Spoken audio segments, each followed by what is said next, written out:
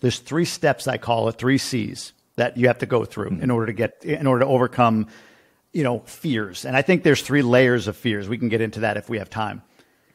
But the first is clarity. You got to know where you're going. The second is you have to build confidence in who you're becoming.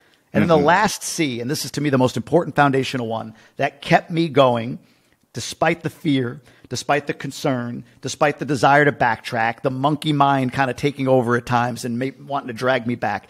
And that's community.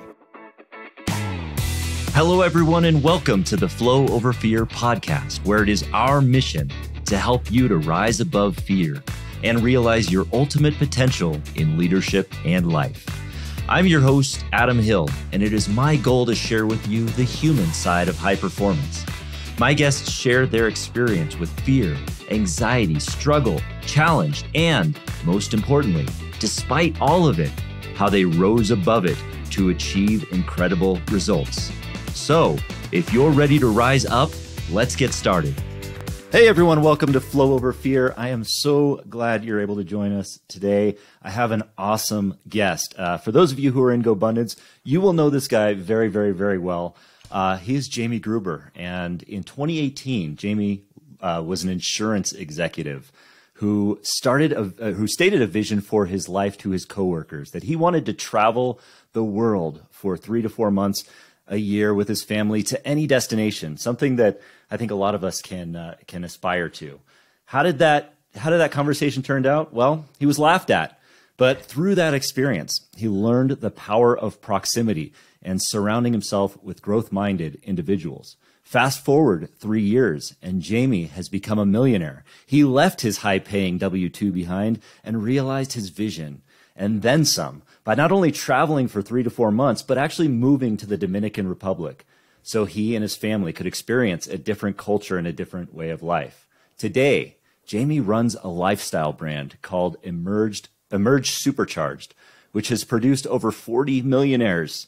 He is also the host of the Tribe of Millionaires podcast, a super amazing podcast if you have a chance to listen to it. And it's a GoBundance podcast, and he is a member ambassador for GoBundance as well. And GoBundance, if you don't know what it is, it's a high net worth entrepreneurial mastermind group that both Jamie and I are a part of. And in addition to all of that, Jamie is a partner with Quantum Capital, a value-add multifamily investment firm with $200 million in assets under management. Welcome, Jamie. I'm so glad you're here, dude. That's cool. Thank you. That was really interesting. People say it all the time, like, oh, that's an interesting bio to hear yourself, but it is. It's weird to hear that read. So thanks for doing that. I appreciate it. Yeah, well, I would say that when you get thrilled or super excited by hearing your own bio, it means you've kind of made it to where you might want to be, right? Good point. I can kind of I can relate. I just got sent my LinkedIn bio to me, which was a weird experience, and I know how it feels, but it's just so it's a weird thing, but at the same time, it's like, okay, so that's cool. I did that, but. I'm actually a little starstruck to have you here, Jamie, because I see you everywhere, which is awesome. I mean, I'm a big fan of the Tribe of Millionaires podcast. I listen to it all the time, and you're doing a lot of stuff. And I want to kind of go backward because, this lifestyle brand that you're building and this lifestyle of quitting your W-2 wasn't always like that. You were in a world at one time where you were striving to get ahead, striving to get to that top of the food chain, so to speak. Can you kind of describe how or talk about your early life and what prompted you to get there?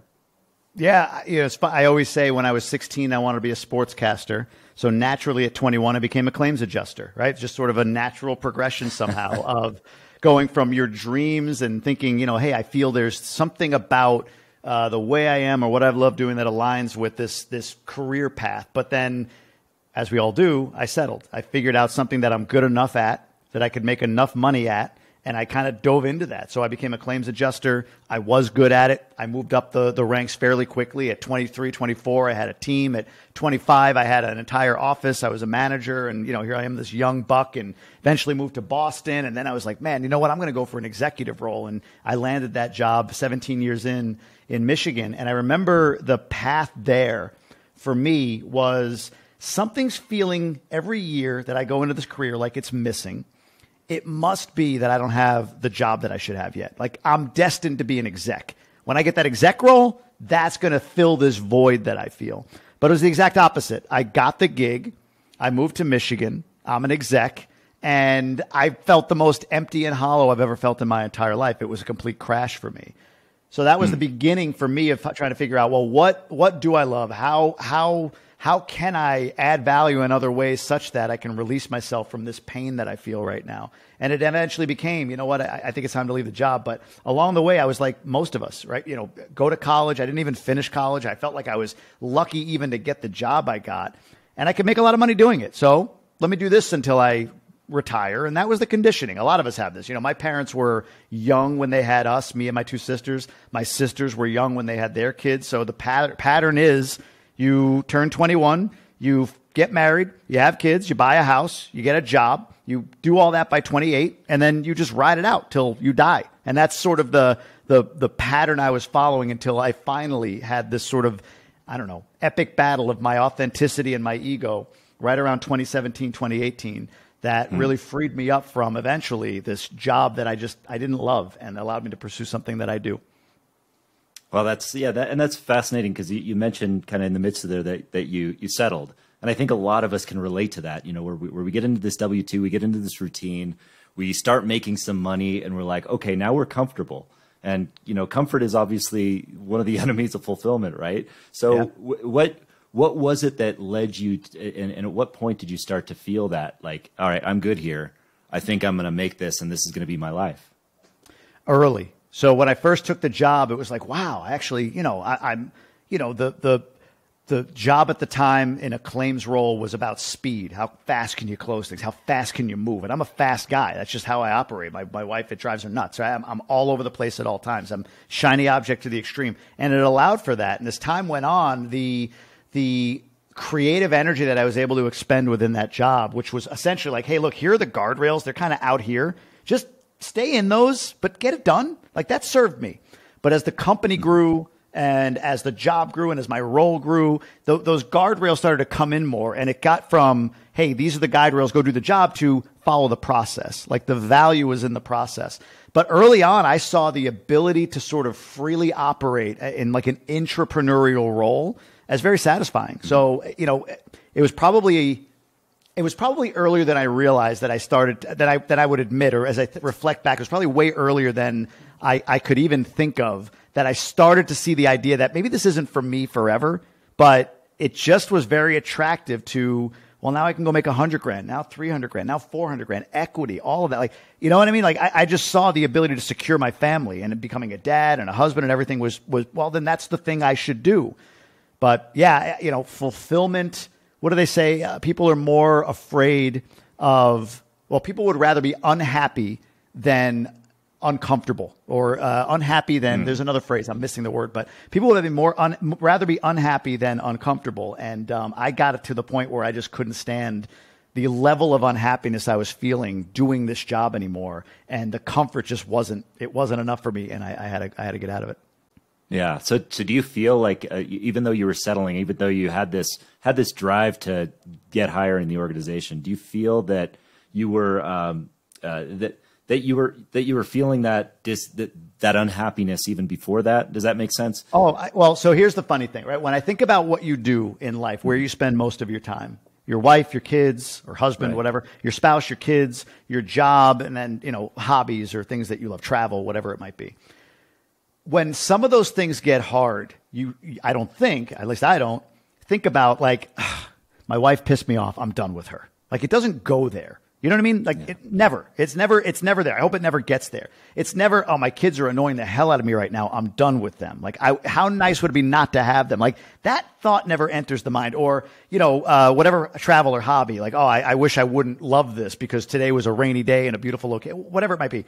But even as early as 24, 25, 26 years old, like bad days at the job, I was willing to throw it away. It was in the equation, you know? So that's why I say, when I think back, like the momentum around, I don't think this is for me anymore, was probably in my early to mid 30s. And then it just came to a crescendo in my late 30s when I finally, you know, decided I'm going to take action and then quit my early 40s.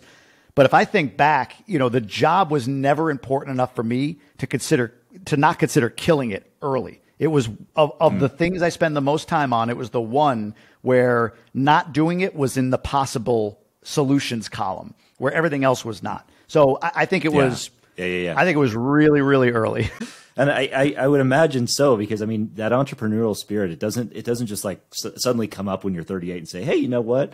I've been doing great here, but all of a sudden I'm like, that thing, that kind of exists with you. So, Ben, you said you had this battle of authenticity versus ego, which I think is really kind of cool because, I mean, not the battle, but the phrasing, but that you're, you had this ego-driven pursuit your life, and then, but your authentic self started to get a little more leverage on that. How did that happen?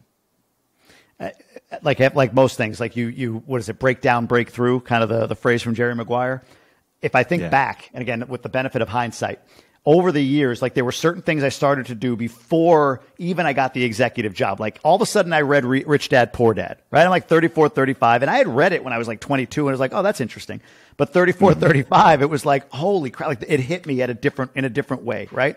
But again, I'm in full pursuit of executive role and convinced that that's the thing that's going to satisfy me. But for some reason, I'm reading this book. And then for some reason, I buy 2 duplexes that I burr, as we call it, right? Before we even moved to Michigan for the executive position.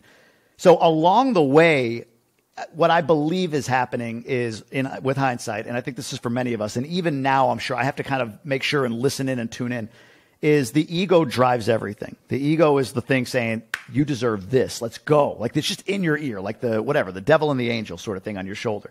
Let's go. You deserve this. You deserve that. So everything I was doing was with an egocentric mindset. And that quiet little voice just saying, read the book.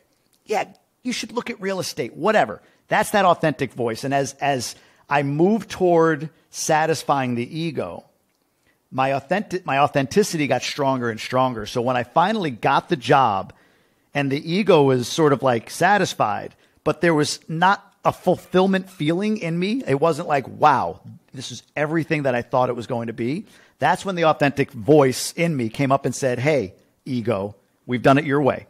We've gone your path and look at him. He's miserable. And what I always like to say is that breakdown was the fact that your ego, my ego, nobody's ego just goes, oh, you're right. Go ahead. You take over now. Now they're going to battle to the death. So my authenticity was finally at a point of saying, I got to defend what we are, what I am. I say we, but I've gone through a lot of work on this.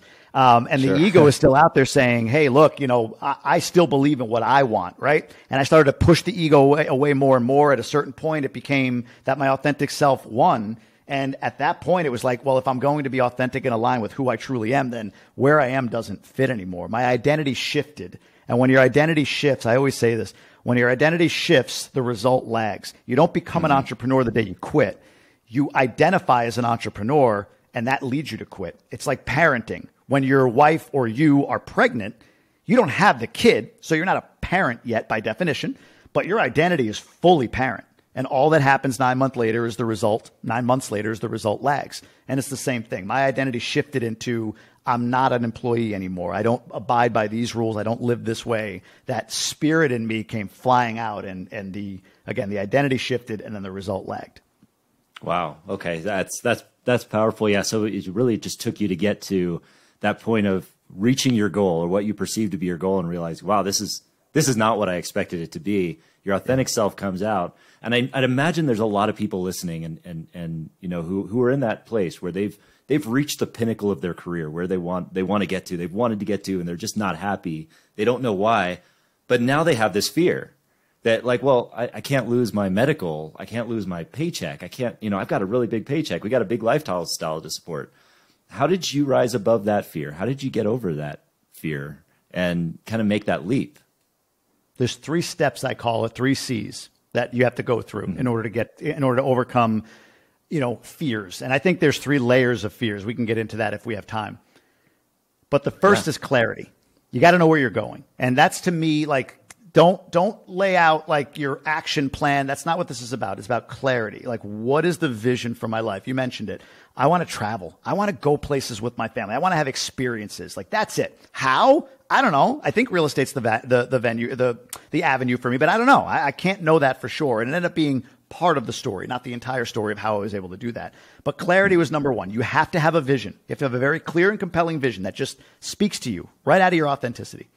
The second is you have to build confidence in who you're becoming. And this is the identity shift piece. Again, you have to have the identity of who you're trying to become in place now. I always make this reference like the movie Top Gun. In the movie Top Gun, right? Like there's the little target thing shooting the plane. You know, there's like a little red dot dancing around on it. Like when you look on the TV screen, it's like, it's there. Just shoot it, right? But they don't until they're 100% target locked. That to me is identity. Like 99% of the way towards your new identity and 3% are the same from my perspective. Mm-hmm. Not until you're 100%. The leap from 99 to 100 is way bigger than 3 to 99, right? So once you're locked in, then the universe, you, all of what you see and do, your reticular activating, all these pieces and systems that are out there conspire to drive you in that direction. Nothing feels right if your identity is over here, but you're in this lane. And then the last C, and this is to me the most important foundational one that kept me going despite the fear, despite the concern, despite the desire to backtrack, the monkey mind kind of taking over at times and wanting to drag me back. And that's community. And GoBundance is a big part of that. Getting around the right people who represent who I'm becoming is huge. I always say, like, I've had an amazing, and I still do, remember when community. People that just have always known me for who I am, or maybe who I've been and who I am right now. But I needed and still do an imagine when group. People that know only the future version of me as I've stated it, and they hold me to that. And that's what GoBundance gave me. But that community piece, man, like people underestimate that. So huge, especially W-2. W-2 folks are of the mindset, like, I got to pay to hang out with people. Like, yes, that's what the 1% do. So if you want to be like the 99% that want to keep their job, or that say they don't want a job but are going to keep it, then you don't invest in you. But if you want to be the 1% that leave, you got to invest in your community. That's incredible. Yeah. And that one of the common themes from interviewing any high achievers, and you've interviewed high achievers, so you may have seen the same thing, and you're just reiterating that point here. Community, that is the one aligning focus that everybody says, yeah, you want to achieve something, you want to get over this, community is the way to go. I mean, I got sober 10 years ago, or 11 years ago now. Community ways the way is the way I did that. Right? Almost to the day. Yeah, right. Congrats. That's right. Yeah. And, amazing. Yeah. Thanks. Thank you. Yeah. But but anything we want to achieve, anytime we want to get over fear, I can't express it enough. Yeah, community is the way to go. And I love that you incorporate those 3 C's into that choice. So getting into that, so speaking of GoBundance, which is, something that you're intimately involved with now, you run the podcast, for GoBundance, the Tribe of Millionaires podcast, you're an ambassador for them. How did that get started? And I recognize too, that there's a timeline association too of when you left your job and when you started in GoBundance, right? There's kind of an association there? There's an overlap. Yeah. I joined GoBundance in 2018, I think it was, and I left the job in 2021, or maybe it was 2019 when I joined. Either way, it was early in a year, 2018 or 19. So I joined unknowingly, at the exact right time for me, which was prior to exiting the day job. Because again, I think the most, like, net worth and all of that is great, but the best equity you have is your network equity. So when I left the job, flashing forward a couple of years, the stability that I had was the people that I had grown with in GoBundance, right? These high net worth, high achieving entrepreneurial men who represent future me. They were there when I left the job. Like, to join that as I left the job, I would have been walking on, hot coals for a little while before I was able to find stable ground.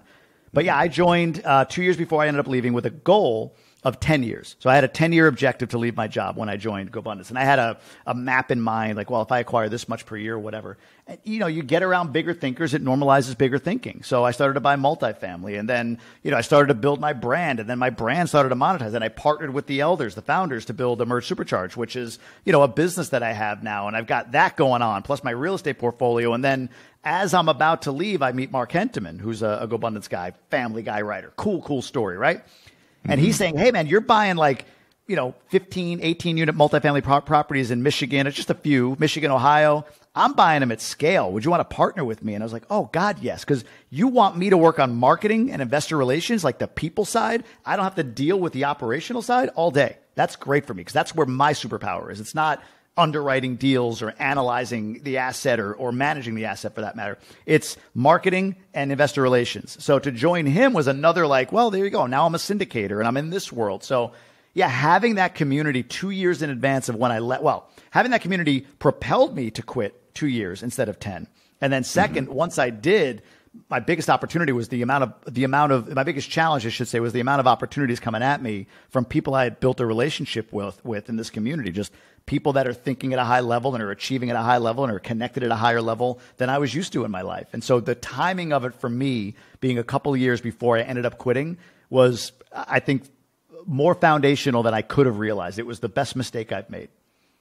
Best mistake you've made. Yeah, I love that. Yeah. So why would you, that was an interesting phrasing though. Why would you say it's a best mistake though? Well, I should say mistake. I guess it was like a Forrest Gump my way into it. Like, it wasn't a mistake to join, but at the same time, it was not as if I was like, you know what, at the time, if I want to become an entrepreneur, let me join this room and this will get me, I want to be with them before I quit. The logical part of me would have said, no. Like I said, identity is once I'm there. So once I become an entrepreneur, then I join that group. And so the mistake or the Forrest Gumping my way into it is sort of like, oh, wow, actually, I did join at the right time. I joined thinking like I'm too early, maybe, like I'm not an entrepreneur yet. But as I look back, it was the exact right time for me to join. So Forrest Gumping, not mistake. Maybe that's the better phrasing. Yeah, no, I love that phrase, Forrest Gumping, and I feel very similar to you on that front, and I feel like we have a lot in common on that front because I know we both joined, within a W-2. I'm still in my W-2. I know I'm a heathen, but no, but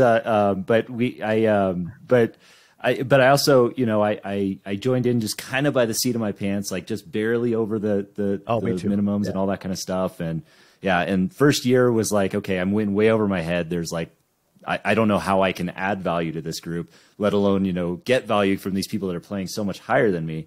But yeah, I'm at that point. I think I'm a couple years behind you. I joined in 2020, but I think that was a similar experience to you, where it was like that first year, it was like, whoa, where am I going? So how did you navigate that? And how did you end up kind of getting engaged to the point that you're in it now? Yeah, man, that's a great point. Yes, same thing. I joke that I counted the change in my couch in order to get the net worth to join. Right, it was like 9999997 98, whatever. And so I remember when I joined, we do with these one sheets, and we talk through like net worth and income and all this stuff at a certain point in the year. And one of the guys in the group, like I went through and I did my whole one sheet and I explained my financials and my goals, and it felt good. Then the next guy goes and it's like he's making my whole net worth like every 6 months. You know what I mean? It's just like, where am I? Right. So I really did withdraw for a period of time. And I said to my wife, probably 6-8 months in, hey, look, I don't think I'm going to renew. I just don't, I'm not ready for this. It's not the right spot. And she asked a great question. She's like, well, did you fully engage? I'm like, well, no, of course not. So I guess I should. But the thing that happened is my pod, right after we had that conversation, my accountability pod, my Go pod, got together in Orlando. And when we were there, I had this conversation with one of the guys who I look at as way more successful than me. And we had a great conversation around relationships. He was struggling with something with his wife at that point. And in that conversation, in that moment, I shared some things that my wife and I had worked on. And it was like, okay, I'm the multimillionaire here in this particular conversation.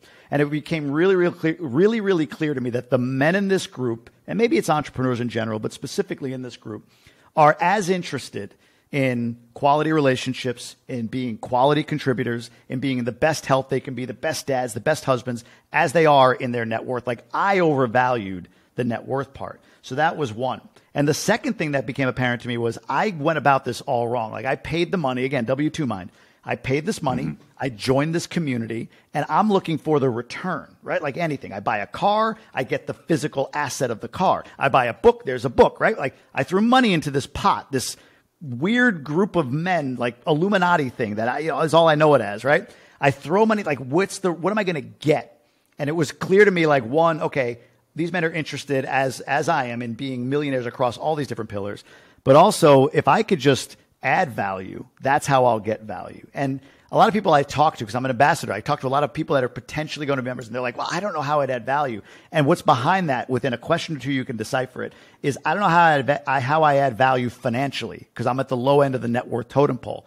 And I don't think I do. I add value this way. I'm a really good connector. So if I hear your story, Adam, and I talk to somebody else that is, in a similar situation or has the ability to add value to you, my brain, just by my birthright, I guess, remembers your story, knows that person's story, and I bring you together. I'm good at that. And I've leveraged that one skill to partner with Mark, to go to a pro baseball game in the owner's suite, to partner with David Osborne and build Emerge Supercharged. Like that one skill. It's not, I know everything there is to know about 1031 exchanges, or I can give you the ins and outs of underwriting a business before you buy it. I don't know any of that stuff. I'll go to Joe Wexler or somebody else on that stuff. But when it comes to connecting people, that's what I'm good at. And that's how I add value. Even as simple as, Adam, man, we were talking in Tahoe a month ago about this particular thing. Listen to this podcast, minute 25, because it's got everything you were just talking about. Man, you should check this out. That's value add. Simple as that, right? So I just started doing that stuff. And within 9 months, a year, my second year, all of a sudden things started happening. You know what I mean? And by the third year, I'm out of my job and here we go. So it was pretty incredible to think about the trajectory once I made the decision that I belong and that I do add value. And then just leaning on that, just focusing only on that, not worrying about what I'm getting, just worry about what I'm giving. Yeah. So I mean, just bringing it back to community on that. I mean, just the fact that you're leaning in and engagement is the big part of that. I just want everyone to hear that point of it. You can join any community you want, whether it be a tribe of millionaires or a triathlon club or, going into a treatment center for a problem that you have. But if you're not engaging in that community, then you're not going to get anything out of it. And that means contributing in the way that you can best give. And that's one of the things I love about GoBundance too, is that it's not, it's not just about, here's our net worth and here's that. If there's groups like that there's not a lot of authenticity in it, but genuinely the authenticity of the group and the people in it, it's so powerful. I mean, these guys are contributing to the world. They're contributing to their communities. And yeah, you're bringing new people into that. And it's an amazing thing what you're doing, Jamie. I appreciate that. Thank you. Love seeing what you're doing and seeing your trajectory. It's fun. I truly enjoy it. Yeah. And so how, so with regard to fear in how fear has played a role in your life, you'd mentioned within those 3 C's that there was a little more detail in that. I'd love to kind of get your perspective on how that shaped your life, how that shapes some of your teachings now, some of your coaching. How does that play into it? Yeah, I think fear is hierarchical. There's multiple fears people say. I just don't think they line up next to each other. Some do, but I think the general sense of fear comes in 3 different layers. And as you start at the top and start to mine down through them, I think you find what's truly at the root of all fear. So I think fear first. The first fear that people have is uncertainty. That's probably the word I meant to use earlier. People fear uncertainty more than they value happiness, right? So uncertainty is number one. Like if I leave my job, then what if I lose everything? What if I can't pay for my food or take care of my family? I'm going to be under a bridge and destitute and all that stuff, right? Like fear of uncertainty is the number one fear. What's underlying that is a fear of failure. And what's interesting to me when I look at the 2 sort of sects, if you will, you've got your normal course. You go to school, you go to college, even for a little while, you get a job and you go up that track. You're taught through those institutions that failure is bad. F, big red circle. You are one, right? Like you don't fail. People quit classes just because the failure in that class, despite the challenges that it's giving them or the challenge that it's giving them, is going to look bad on something because they know that the next institution doesn't value your failure. They value only success, right? So failure is looked at in that respect in the standard institutions, if you will, as a bad thing. And also, as an aside, I think accountability is looked at as something people do to you. It's like a negative, like hold them accountable. I mean, if you're in a leadership role in a corporation, that phrase essentially means get them on a path to fire them, performance manage them, give them a warning, hold them accountable, right? But the other side, entrepreneurs, they look at failure as like, you make a cake, you need sugar, you need flour, you need butter, you need these things. Like failure is part of the formulas for success. Like it's not even something you're hoping does or does. It just is. Failure is inevitable. It's absolutely necessary. And without it, you cannot have success. Just like without sugar, you cannot have a good cake at least, right? Like, so you can't have success without failure. So failure is something people look to get to fast in the entrepreneurial world, right? But we fear that in the W-2 traditional schooling segment. And by the way, as an aside, accountability is something that's craved in the entrepreneurial world. It's a weaponized tactic in W-2 life, and it's a craved, please give it to me in entrepreneurial world. So fear of failure is what underlies that fear of uncertainty. I'm going to fail. But I believe strongly that the fear that underlies all of it is fear of judgment. I think that if you fail in a vacuum with no one seeing it, then that's not really what you fear, right? If you didn't lose any money and didn't lose any standing, you're good. We're tribal beings. Fear of judgment, though, that scares the shit out of us. And I'll give you an example. Have you ever walked into a piece of glass that you thought was a door opening because you were on your phone, or tripped over a sidewalk or whatever? Have you ever done anything like that? Oh, never. Of course not. I've never walked in. No, yeah, plenty of What do you do? What do you do right after? After you bump into a piece of glass, what do you do? I look around and I make sure that nobody saw me. Exactly. That's the exact point. So it's almost like I teamed you up for that. I might have done some content, maybe you saw it, but right. Exactly. That's exactly what happens, right? We look around, and if nobody saw it, we just go about our day. No big deal. If somebody saw it, we make sure that we know that we look stupid, right? No, I'm with you. I know I looked how dumb I looked.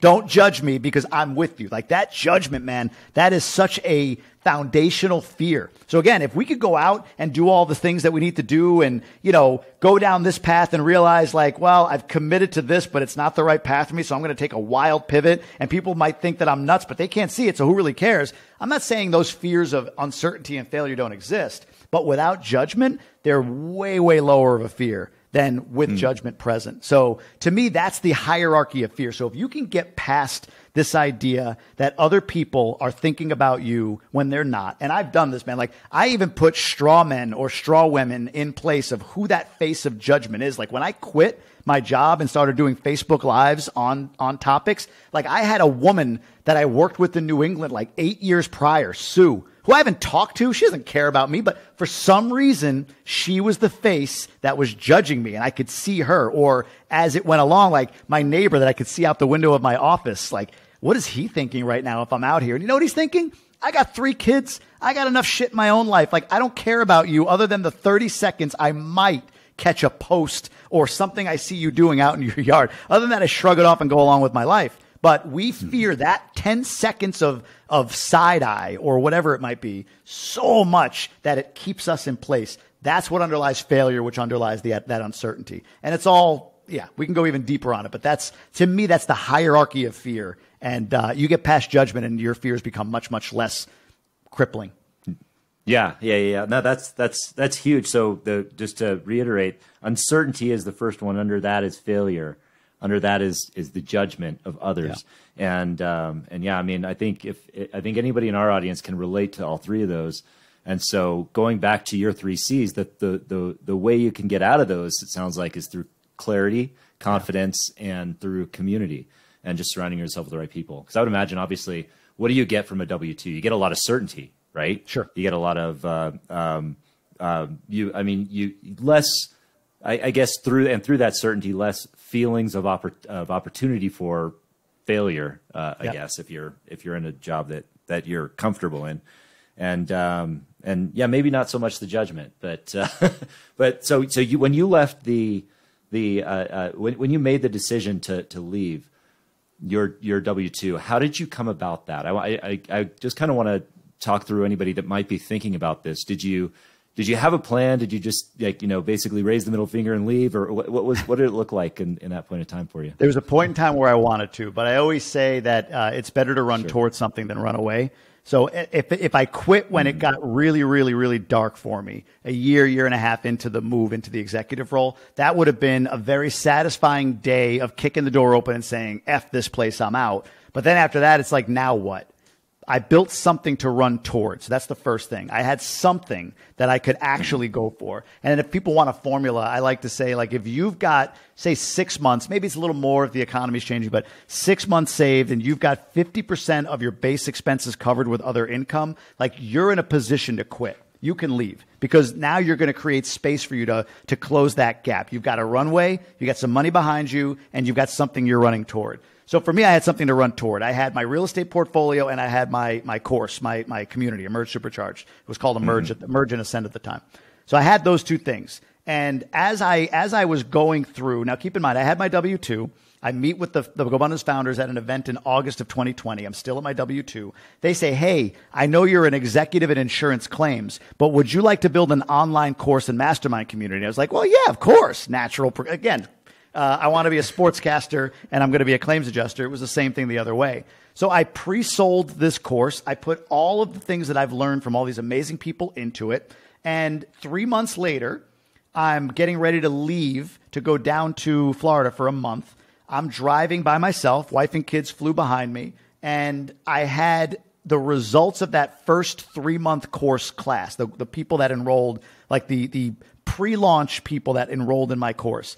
I had their results coming through and they were like, my life is different. My life has changed. All of this has happened. So now I've got this open road, no time, nothing else to do but think and watch the road, right? Only so many podcasts and phone calls you can make. So after a while, it's just me thinking and being on the road. And it was like, well, what do I have saved? And I had about a year, I would say, or maybe even a little bit more if I was really, really conservative. I had about a year. So I was good there. And it was like, is that money I'd rather invest? Sure. But I've got cash to sustain me for a year. It's like, well, what am I making passively? And honestly, I wasn't really taking anything. I had my W-2. So everything just rolled into an account as like a CapEx account. But I was like, well, but I could get like $3,000, $4,000 passively a month if I really like just started drawing out of it. And my base expenses, and I don't know why, but I looked at my expenses as my house, my car, my insurance, heat, electric, cell phone, and Wi-Fi, not food, not health insurance. Like that wasn't somehow that was just going to take care of itself. But for some reason I looked at that stuff and I rounded up and I was like, it's $4,000. So $4,000 a month and I can be connected, which I need because that's how I can make money. I have a home, a roof over my, and I'll figure out food. We'll go to food banks if we need to or whatever. And like, well, if I'm making 3 and I got 4 that's like base level expenses and I've got a burn account, like what else is left? Like for me right now, like what else do I feel like? What is really, the fear here? And to be honest with you, I think a lot of people, this is me, especially if you're W-2 and you are building something to run toward, you never give yourself time. And it was again, a Forrest Gump way of figuring out like, wow, a few days solo is massive. It's massive in getting yourself clear. So I do that now. My wife and I exchange a solo weekend every quarter. She'll go away for 3 days. I'll go away for 3 days. And it's just, you set an intention, you get quiet. You allow the first day to be sort of a decomp, like what do they call it? In recovery, detox, right? You're literally detoxing. Like your brain is detoxing and, oh crap, I forgot to tell that person this. I know I'm supposed to be on my solo weekend, but let me email them quick or text them. You do that in the first 12 to 24 hours. But then at a certain point, things really settle down and all the clutter goes away and you just get a sense of clarity and being. And what it allowed for was for me to see, okay, wait a minute. I can actually do this financially. It'll be a little scary. And I got a phone call at one point about a friend of mine a few years older than me that passed away suddenly. Just heart attack, died. 47, 48, healthy dude. And it was like that was the target lock. That was the 99 going to 100. That was the big leap, right? It was sort of like I was there, but I was really there when I saw this guy, young enough. He had a role like mine. He and I talked a lot about my struggles, if you will, with the taking the exec, because he was an executive back in New England. So to see this sort of model or this mentor of mine, just all of a sudden a healthy, vibrant guy gone. It was like, what am I waiting for? So all of that combined got me there. But I think if you're looking tactically, 3 days away, like solo, not you and your wife without the kids or you and your husband without the kids, but just by yourself, set an intention for what you want that weekend to be.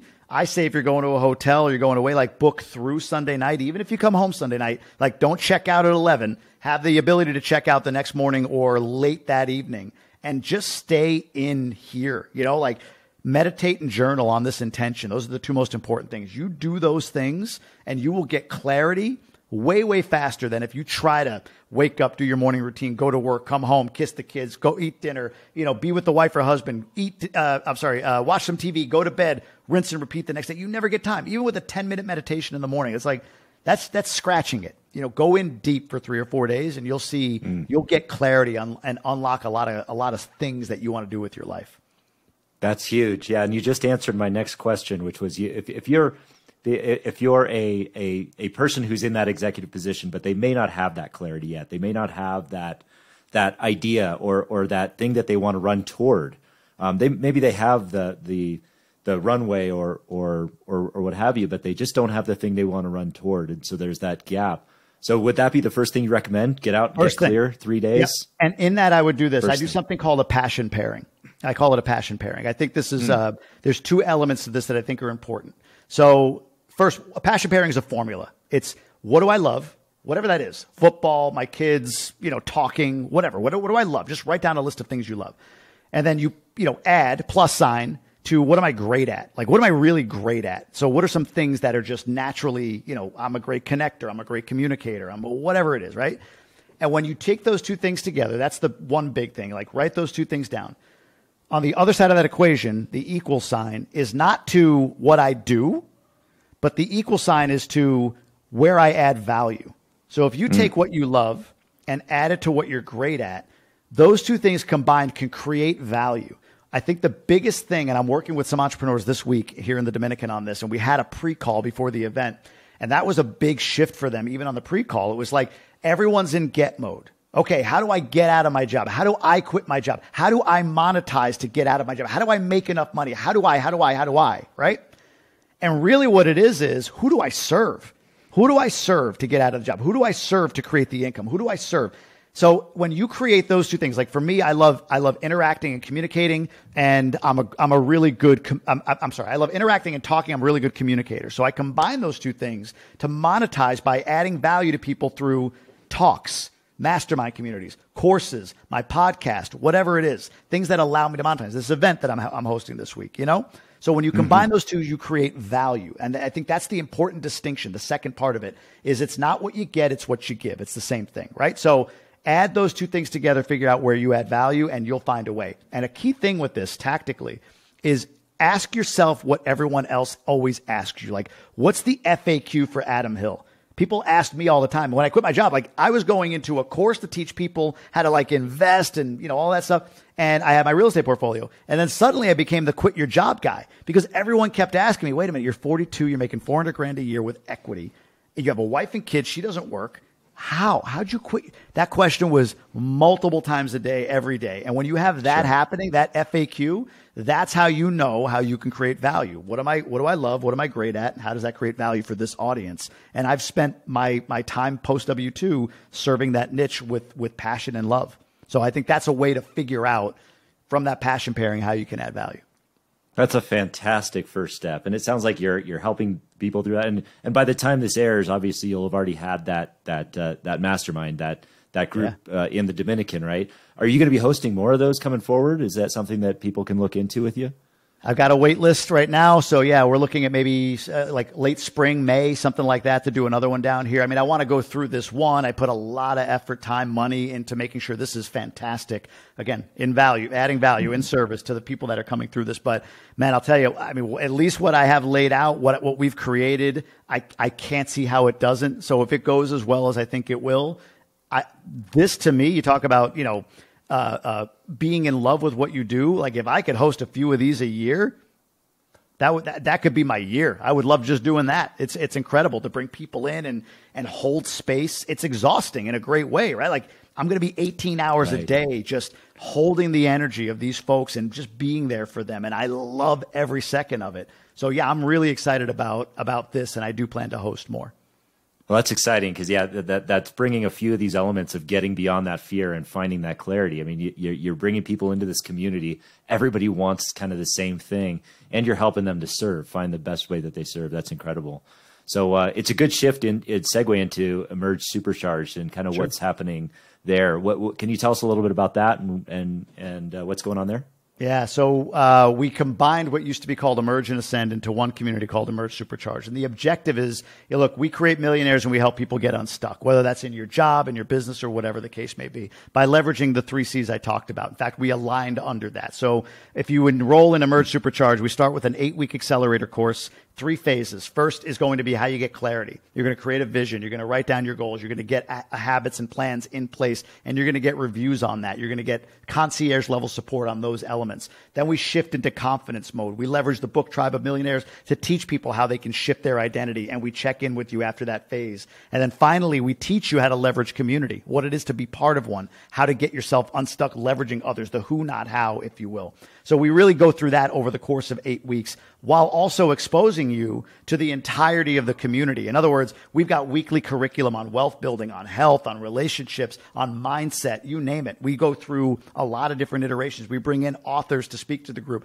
We have micro tribes. You're familiar with those in GoBundance. Topic-based groups that have leaders that are members in charge of them for parenting, for multifamily investing, whatever. You get all of that in that 8 weeks. And then the objective is, one, to get you transformation. You're going to set a goal for the 8 weeks that we want you to achieve, and we're going to be there helping you achieve.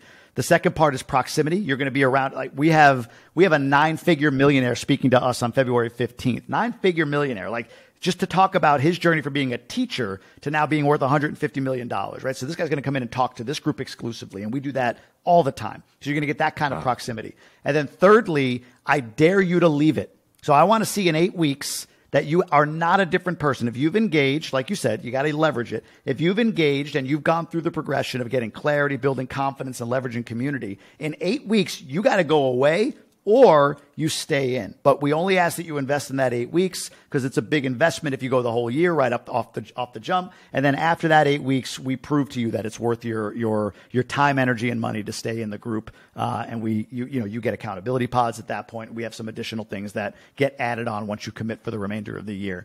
But that's what we're doing with them. And it's fun to get these. We do this F Yeah Friday post, hashtag F Yeah Friday.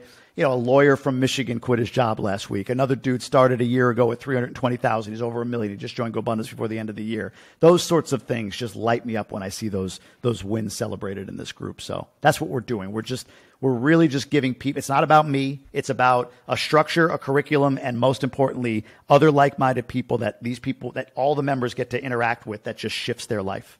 I mean, I'll tell you that's probably the most powerful thing that people can get from this conversation is that. If they're looking to empower their lives, if they're looking to build something, to run towards something and not run away from the job that they have, joining a community, something like Emerge Supercharged, something like GoBundance. And I understand Emerge Supercharged is kind of a gateway to GoBundance, right? If you don't quite qualify, that you can make your way in there. So those are all great things. And then what's next for Jamie Gruber? It's funny, man. 2023 going into the new year, there's a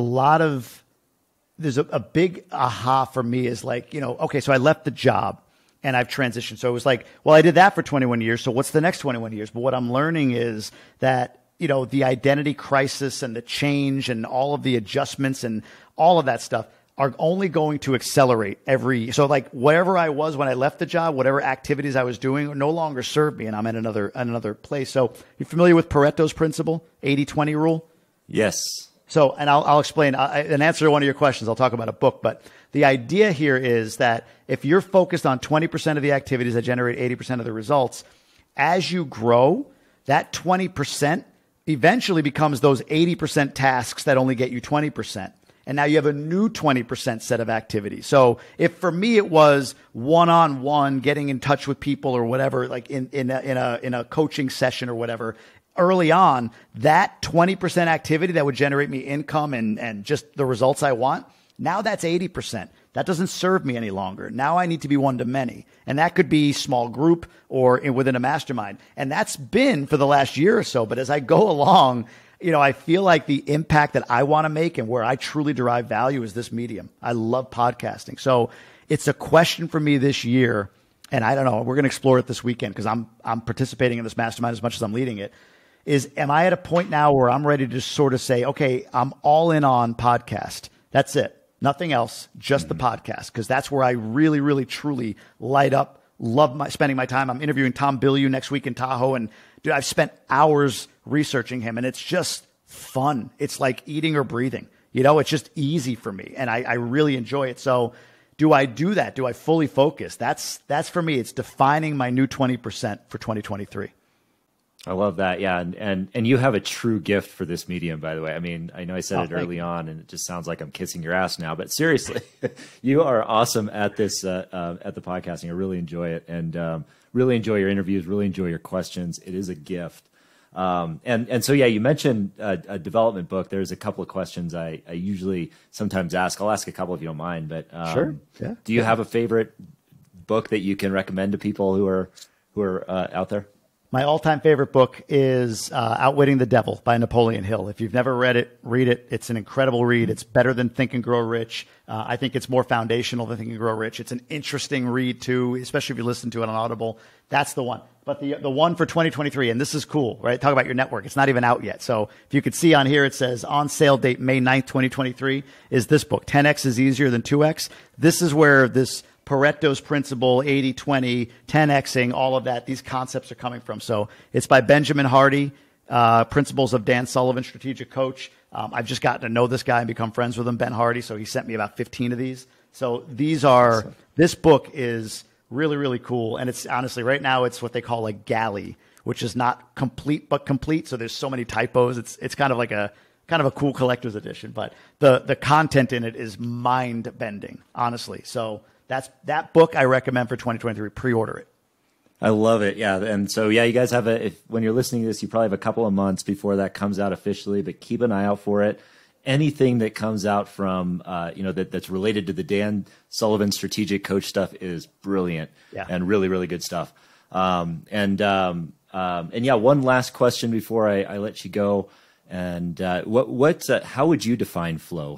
You're a guy who's living in it. So how would you define living in flow in your life? Wow. I think flow is a heavy versus light assessment. When I'm doing things that don't feel like I'm doing anything, you know what I mean? Like there's just getting on this podcast. I love this. Getting on stage. If I stand on a stage, and I was recently on a stage in Orlando in front of 600 people, one of the bigger audiences I've spoken to so far, and I'm amazed at when I get up there that it's like walking down the street. You know what I mean? Like there's zero expended energy. There's no nervousness. There's no, what if this is happening? I'm in a space where it just feels light. So I think that light, heavy assessment, and the more and more you do it, the more you tune in your sensitivity to it. That to me is flow. Like when I spend a day in light activity, other people might view it as heavy. I could be on 6 of these in a day, and I've done that. And I want to get on the phone and talk to friends after, go out on a date with my wife, right? It's light. So I think flow is when you've assessed what feels light and you stay in that. And when the heavy comes up, you repel that. And for me, to your question earlier about 2023, or you didn't ask it that way, but I was mentioning 2023, like that's really where I'm trying to get to. It's probably the better word is to maintain flow. It's eliminating and focusing in on what I'm great at, what I enjoy, what feels light. And that to me creates flow. Wow, that's great. And that's a great question for the audience, for everyone to consider as we leave this episode. Where do you feel light and where do you feel heavy? And with that, Jamie, I'm so glad you are here. If you're listening to this episode and you didn't get anything from that, rewind, or I know that's dating me. You don't rewind. Go back, watch this episode again, listen to this episode again, and there's so much wisdom in here. Thank you so much, Jamie, for joining us. I'm so grateful you were able to be here. And to everyone else out there, thank you so much for listening, and we'll see you next time. Hey, everyone. Thanks for tuning in to the Flow Over Fear podcast. If you'd like to learn more about getting into flow and learn the foundations of flow, I have a free video series on my website at www.adamcliffordhill.com called The Foundations of Flow. Feel free to go there and download it and start your journey to rising above fear and achieving greater flow in your life. And if you like this episode, and I'm guessing you did if you stuck around for this long, then please do me a favor and hit the subscribe button, and you will receive notifications when I have new interviews, new recaps, and new trainings that pop up on YouTube. Thanks again for joining us.